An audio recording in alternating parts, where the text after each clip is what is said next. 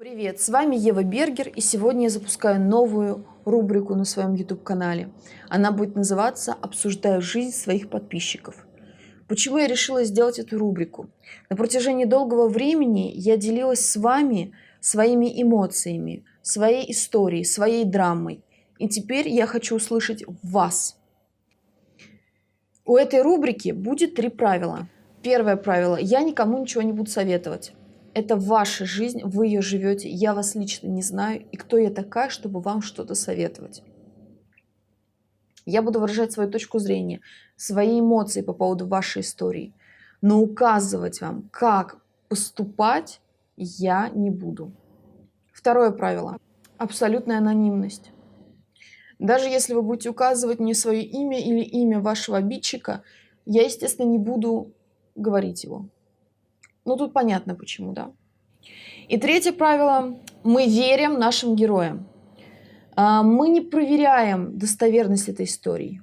Мы не ставим под сомнение эту историю. У нас не бюро расследований. У нас нет цели выяснить факты. Мы верим в то, что написано. И обсуждаем эту историю с точки зрения того, что это именно так и произошло. Эти 3 правила, они будут всегда соблюдаться. Мне на почту пришло огромное количество писем. Я также напоминаю, что вы можете на мою почту написать вашу историю с темой «История для Евы». Некоторые истории веселые, а некоторые истории ужасно трагические. Но больше всего мне пришло писем от мужчин, которые обижены на женщин. И сегодняшний выпуск я посвящаю мужским обидам.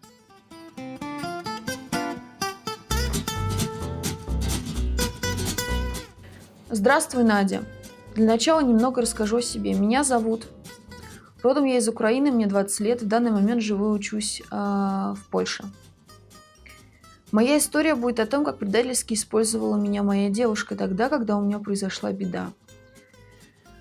Так вот, когда мне было 16 лет, я познакомился с девушкой. Говорить ее имя не имеет смысла. Познакомился я с ней в школе. Она была на 2 класса старше меня. У нас все было замечательно, но в мои 18 лет я заболел. Постоянно был насморк и так далее. Когда я пошел в больницу, мне сказали, что обычные аденоиды в носу, из-за чего постоянно насморк. Сказали, надо делать операцию под общим наркозом. Прошло около месяца. Я лег на операцию. И случилось так, что у меня оказалось осложнение после анестезии. У меня закрылись дыхательные пути, случилась недолгая остановка сердца. И после операции сказали моей маме, что все хорошо, и я сплю после операции, и скоро должен очнуться. Но я впал в кому и находился в ней 11 дней. Так как моя девушка была старше, для нее родители снимали квартиру отдельно. И мы жили там вдвоем. На тот момент я собирал деньги на поездку с ней куда-либо за границу. В тот момент, когда я был в коме, она воспользовалась этим и тратила эти деньги направо и налево. Я отложил на этот момент около $150. Продала мой телефон после всего, обосновывая это то, что надо было оплачивать, то, что я находился в больнице и так далее. Продала, в общем, все мои вещи, которые возможно было продать. Когда я вышел из комы, выяснилось в дальнейшем, что все это оплачивали мои родители. И вот когда я узнал, она начала оправдываться, что ей не давали деньги родителей, что ей не было что есть, что нужно было дать своим родителям срочно половину оплаты квартиры и так далее. Как ты могла понять, это был пиздеж. Она просто срала деньги из тех, что продала, мой телефон, из отложенных, что я копил. Как мне в дальнейшем рассказали ее и мои знакомые, она просто бледовала и ходила по барам и клубам за мои деньги. Естественно, после этого мы расстались. После этого она извинялась, ходила к моим родителям и извинялась перед ними. Но мне было уже похуй. После этого я увидел ее еще несколько раз и уехал учиться в Польшу. История с обрывками, ибо много воды всякой. Рассказал основное. Надеюсь, тебе будет интересно. Хорошего дня, ты прекрасна. Вы знаете, я как человек, который в своей жизни делал много анальных сцен, не понаслышке знаю, как много может быть говна в человеке. И мы показываем свою натуру в критических ситуациях. Для каждого своя критическая ситуация. Это все по-разному. Но болезнь и отсутствие денег, болезнь и бедность. Вот, блядь, болезнь и бедность показывает людей.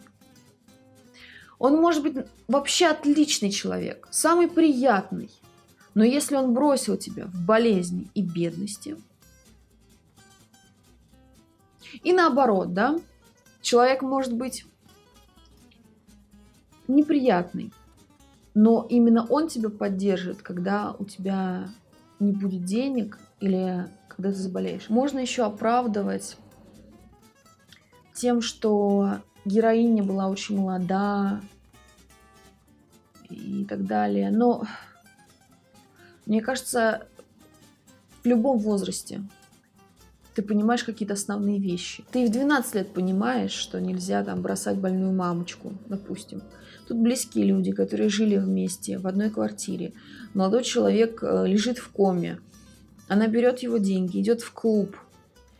Конечно, это 100% предательство. Вообще, вы знаете, деньги проверяют людей. Деньги проверяют людей. Деньги проверяют людей. Иногда самая такая большая любовь может уйти из-за денег. Я знаю не понаслышке эту хуйню.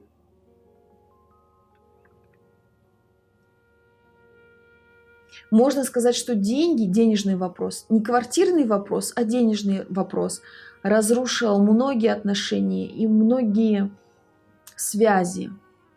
Но я думаю, что если деньги разрушают связи, то этих связей не было. Это были исключительно материальные связи. Поэтому обидно, больно, ужасно, ужасно это осознавать вообще. Но самое главное, что все-таки ты вышел из комы, поехал учиться, и сейчас, получив этот урок, ты осознаешь, что с тобой было, да? Потому что, конечно, если сравнивать кому и девушку-предателя, предательницу, то кома все-таки пострашнее. Так что я поздравляю тебя с тем, что ты выжил.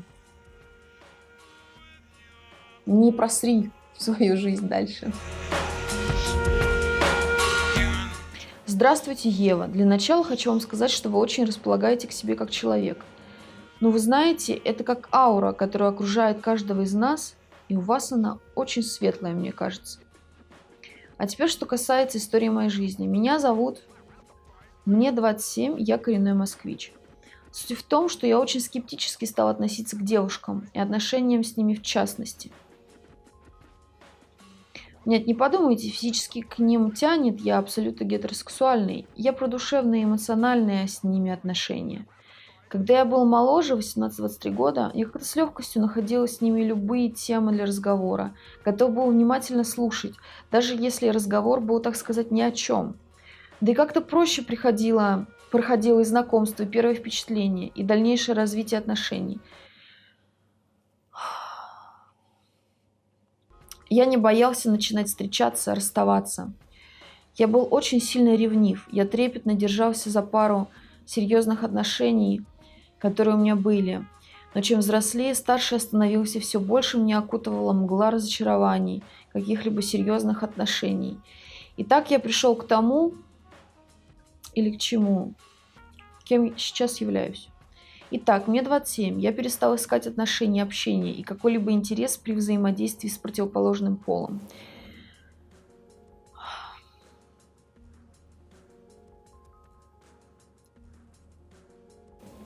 Гляжу в тебя, как в зеркало, до головокружения. Все настолько апатично, что иной раз при несчастных знакомствах с девушками, простите, я уже читаю сразу, что несчастные. При нечастых знакомствах с девушками я могу открыть им душу. И тут же прямо говорю, что от нее мне интересен только секс. Суть в том, что, конечно, не будем отрицать тот факт, что 8 из 10 случаев мужчины пользуются девушками, вешают им красивую лапшу на уши. ради одной цели — получения от них секса. Вы знаете, ребят, я сопьюсь с этой рубрикой, я отвечаю. Я читаю это письмо, я уже знаю, что сказать.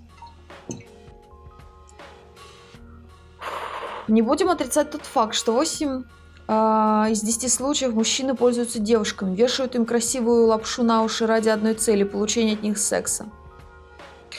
Но у меня что-то щелкает в голове, и даже не пытаюсь как-то красиво говорить, а делаю все прямо и говорю прямо. Конечно же, это к чему-либо не приводит. Конечно, это к чему-либо не приводит, да.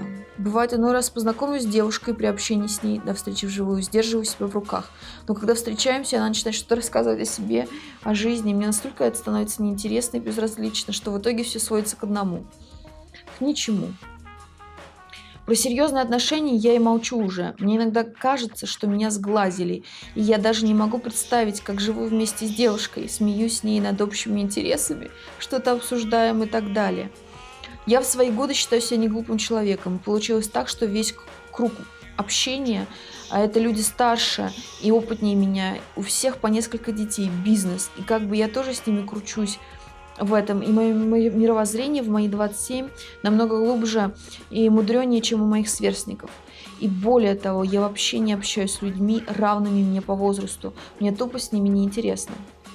В общем, меня с каждым годом, месяцем накрывает все более и более сильная пучина депрессии, и я не знаю, как мне поступить и как выплыть из этого всего. С уважением к вам.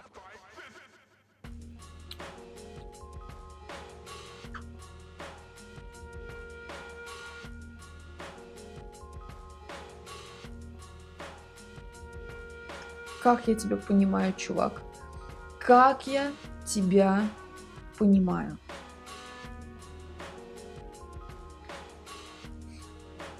Мне 29, рассказчику 27. Я читала, что кризис среднего возраста, он типа наступает после 30, где-то 33 года. Но, возможно, у каждого по-разному. Все-таки 27, 28, 29, 30 – это все очень рядом. Как я вижу кризис среднего возраста? Это ты уже пожил, но еще не умер. Ты уже не ждешь чудес от жизни и особо не веришь никому, потому что ты обжигался. Но при этом ты еще чего-то хочешь. И от себя, и от других людей. Здесь может быть и разочарование в людях, и разочарование в самом себе. Потому что иногда бывает, знаете, такое чувство, типа, я не смог построить счастливые отношения. Я не смог удержать счастливые отношения. Я не смог сделать кого-то счастливым. Счастливой, да?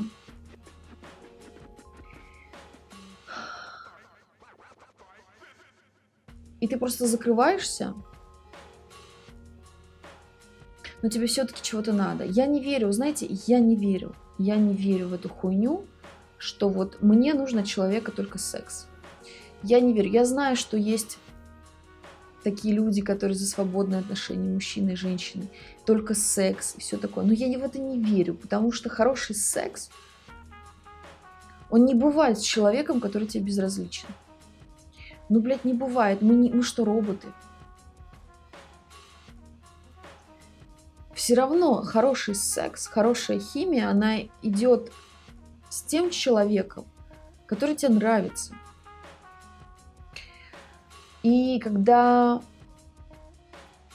ты говоришь, я хочу только секс, как мне кажется, ты обманываешь себя. Ты обманываешь себя. И понятно почему. Страшно открываться человеку, страшно влюбляться, страшно начинать какие-то отношения, потому что ты много раз обжигался на этом, у тебя был плохой опыт, и ты хочешь быть человеком, хочешь найти близкого себе человека, хочешь найти любовь, но не хочешь опять в это говно погружаться, не хочешь чувствовать боль, не хочешь быть слабым, не хочешь быть зависимым. Ой, как я тебя понимаю, чувак. И ты такой говоришь: мне нужен только секс. И у тебя не получается идти на контакт. Хотя для того, чтобы найти просто секс, ты живешь в Москве, ты взрослый мужик, по-любому ты зарабатываешь деньги. В Москве куча проституток. Если ты хочешь просто секс, притом я не говорю там про каких-то дорогих, да, элитных проституток, я говорю про, ну, нормальные цены. Сейчас кризис вообще, можно снять недорого. Вот, зарабатывай деньги, живи своей циничной жизнью, да, зарабатывай деньги, ходи к проституткам. Вот, все. Но нет, ты же ищешь контакта, ты же ищешь...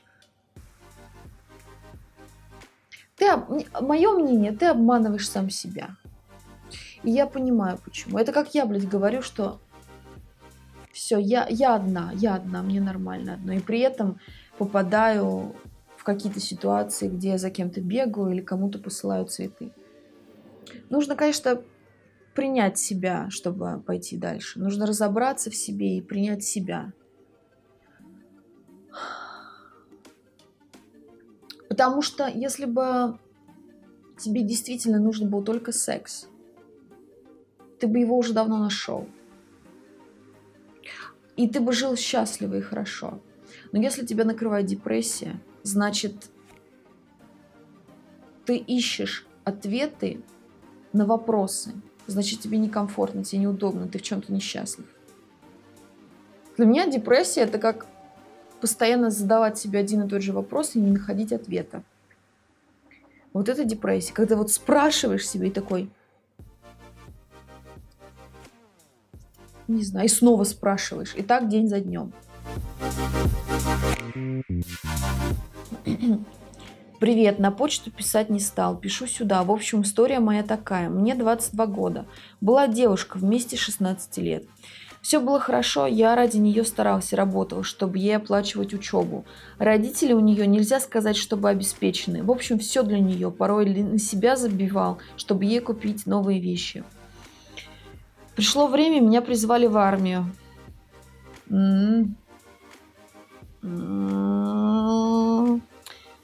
Понятно. Как обычно, люблю тебя, родной, дождусь. И я, развесив уши, иду с полной спокойностью. Проходит 2 месяца. Не звонит, не пишет. В общем, ничего. Раз за разом появляются фото с другими парнями в соцсетях.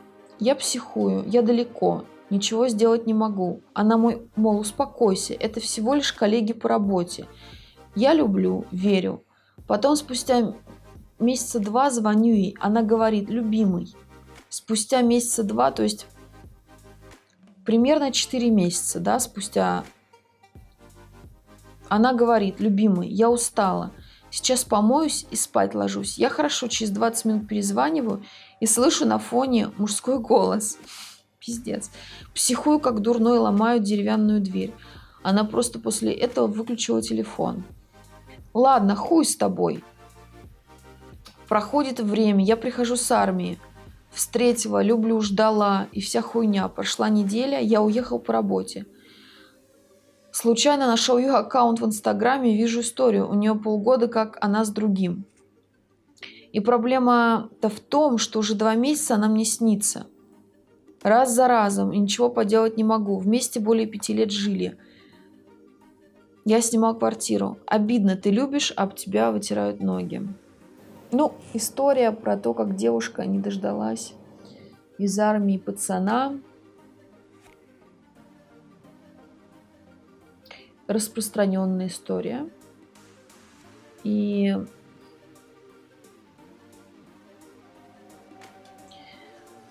тут очень сложно судить, потому что у каждого человека свой лимит времени. Я, когда рассталась с молодым человеком, я 2 года ни на кого не просто смотреть не могла. Я писала, звонила, я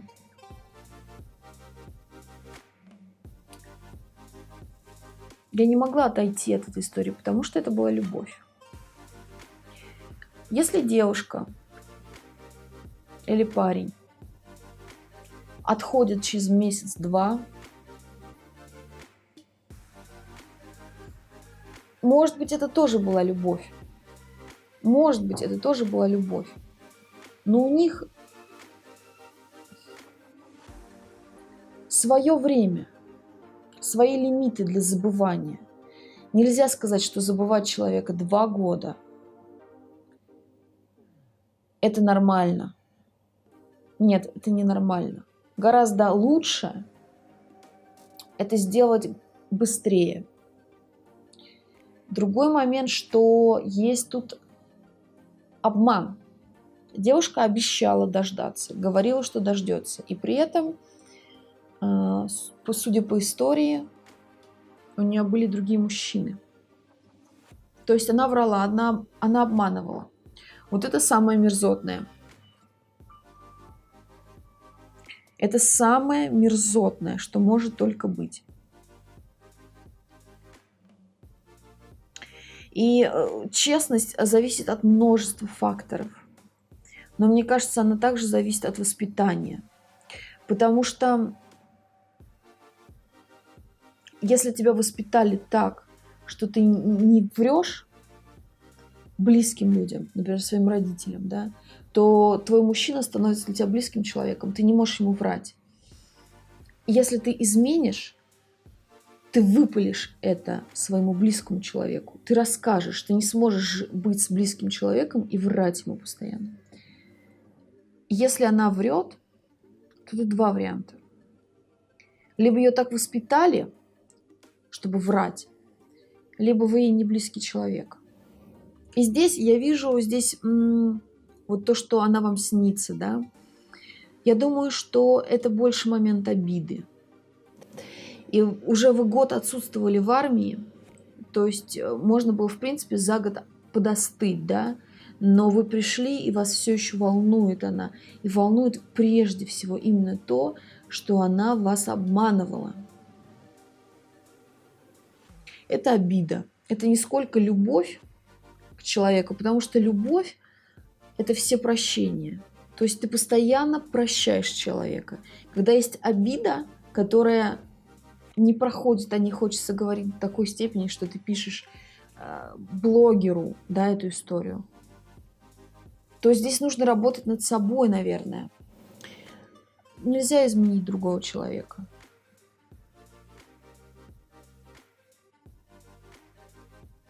И зачем вам человек, который вам врет? Зачем вам человек, которого вы 5 лет вместе прожили? 5 ёбаных лет. Зачем человек, который врет? Зачем человек, который изменяет? Зачем? Вы мазохист.